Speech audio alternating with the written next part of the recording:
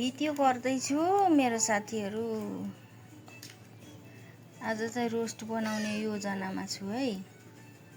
के कस्तो हुन्छ हेरेर अब साथ दिनु होला। रोस्ट बनाउने भनेको रोस्ट बनाउँदैछु मेरो साथीहरू अर्ग्यानिक दाउरामा। करेला पनि यसरी काटेर तयार गरेको छ, यसैमा मिलाएँ है हजुरहरू।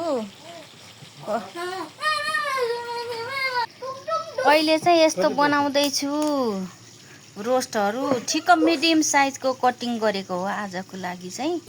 ल फाइनली यस्तो बनाएँ रोस्ट पनि मेरो साथीहरू। पिँडालु गा भएको तरकारी हेर्नुहोस् मेरो साथीहरू, दाल बनाएको यो अनि रोस्ट बनाएको।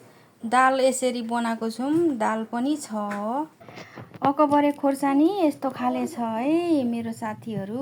अकबरे खोर्सानी हाम्रो खाना चाहिँ यहाँ रेडी भएको छ हाम्रो।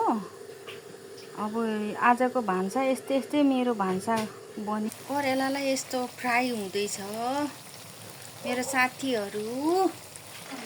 करेला यस्तो भुटेको छु, रातो रातो बनाउने छु हजुरहरू। अब यो करेलालाई